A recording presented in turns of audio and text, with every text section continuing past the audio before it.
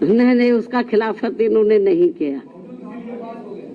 वो पूरा उन्होंने तो बल्कि इस मामले में वो ऐसी दलीलें रखते रहे कि जिससे माननीय सुप्रीम कोर्ट को ये फैसला देने में उनको और मदद मिल गई। चाहे तो कांग्रेस की ओर से वकील खड़े हुए या सरकार की ओर से खड़े हुए हों, इन्होंने एक प्रकार से माननीय सुप्रीम कोर्ट की मदद ही की है इस मामले में। तो इससे जाहिर हो जाता है कि इनकी इंटेंशन सही नहीं है और ये लोग एससी और एसटी को जो रिजर्वेशन मिल रहा है इसको सीधा खुद ना खत्म करके माननीय कोर्ट के जरिए, जुडिशरी के जरिए ये इसको खत्म करना चाहते और इसमें ये लोग काफी हद तक कामयाब भी हो गए हैं और हमारी पार्टी इसको लेकर बड़ी चिंतित है।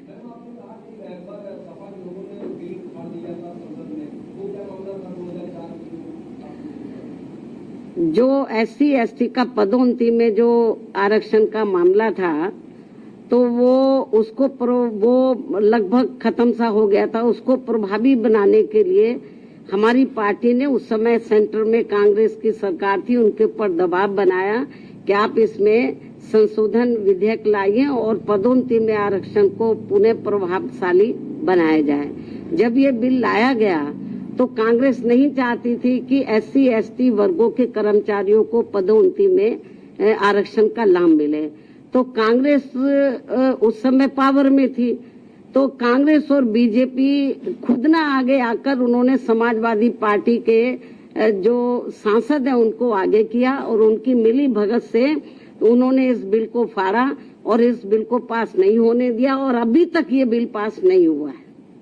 कोई आपकी पार्टी इसके फैसले के खिलाफ कोई आंदोलन, कोई अभियान? नहीं, अभी आंदोलन मैं आपको जो बताया ना कि हम लोग तो बीजेपी कांग्रेस को ही कोस सकते हैं क्योंकि इनके वकीलों को सही पैरवी करनी चाहिए थी, सरकार को सही पैरवी करनी चाहिए थी।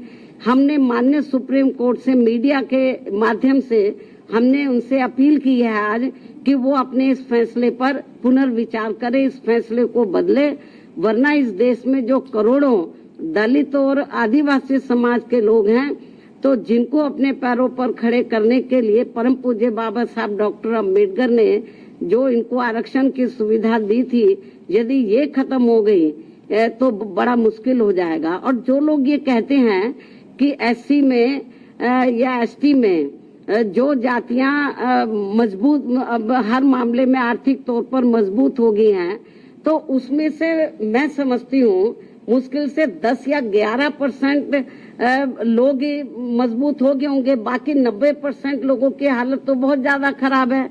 लेकिन माननीय सुप्रीम कोर्ट के इस फैसले से जो लगभग 90% लोग जिनको अभी आरक्षण की जरूरत है तो वो तो और ज्यादा पिछड़ जाएंगे, उनको ये आरक्षण अब मिलेगा नहीं। इस निर्णय के अनुसार यदि उन जातियों को निकाल दिया जाएगा, बहुत बुरा हुआ है ये। और केंद्र और जबकि बीजेपी को चाहिए, वो अपने आप को कहते हैं कि हम एससी एसटी समाज के हिमायती हितैषी हैं, उनको चाहिए पहली बात तो इस केस की पैरवी उनको सही तरीके से करनी चाहिए थी, उन्होंने नहीं की। कांग्रेस ने बेबी ढुलमुल रवैया अपनाया। ऐसी स्थिति में मेरा बीजेपी की केंद्र में बीजेपी की सरकार को, उनकी एनडीए की सरकार को ये कहना है कि यदि आपकी नीयत साफ है तो आप इसमें ये जो भी जजमेंट आया है तो आप पार्लियामेंट के अंदर आप इसमें ये पार्लियामेंट के अंदर आप लोग जो संविधान में आप संशोधन करें और इसको संविधान की 9वीं सूची में लाए और जो सुप्रीम कोर्ट ने जजमेंट दिया इसको पलटे, मतलब क्योंकि पार्लियामेंट को भी पावर होती है, उसको पलटे और नहीं पलटते हैं तो समझ लो ये कांग्रेस हो, बीजेपी हो और भी दूसरी पार्टियों हो, इनकी एससी एसटी के और ओबीसी के रिजर्वेशन के मामले में इनकी नीयत साफ नहीं है।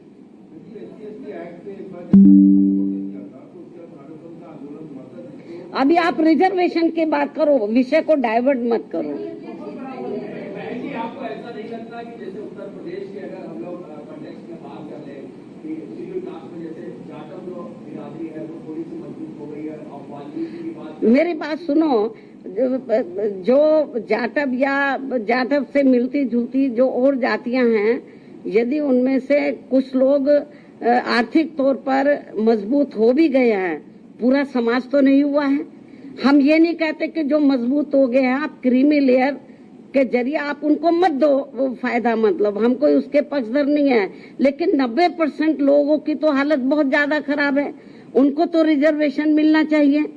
और जो 9-10% जो जाटव या इससे मिलती जुलती जातियों की स्थिति, आर्थिक स्थिति सुधर भी गई है, लेकिन समाज में तो आज भी जातिवादी लोग उनको पुराने नजरिए से देखते हैं, जात पात तरीके से देखते हैं। इसलिए अभी इन सबको रिजर्वेशन की बहुत ज्यादा सख्त जरूरत है। नहीं, अभी ये तो माननीय सुप्रीम कोर्ट को बताना चाहिए था ना, हम लोग तो नहीं करेंगे। सुप्रीम कोर्ट ने कोई इसका पैमाना अभी तय किया नहीं है। बहुत ढुलमुल ये जजमेंट है और इस तरीके से इसकी आड़ में राज्य सरकारें जो SC/ST को अभी तक रिजर्वेशन मिल रहा है इसको बिल्कुल निष्प्रभावी बना देंगी, ना के बराबर इसको कर देंगी, लोगों को कोई इसका लाभ नहीं मिलेगा। नहीं, हमारे को तो उन्होंने कब बुलाया ही नहीं, जबकि हमारी पार्टी इनके लिए लड़ाई लड़ती रही है। हमको भी बुलाते तो हमारी ओर से वकील जरूर जाता।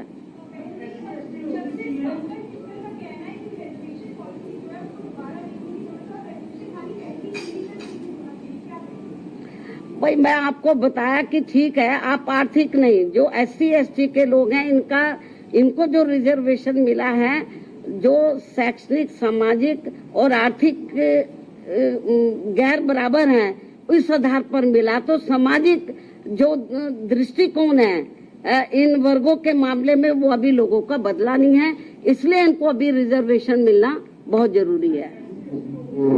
ठीक है भाई, आप लोग तो बार बार एक ही चीज को जिसका जवाब मैं दे चुकी हूँ, उन्हीं को ही बार बार पूछ रहे हो।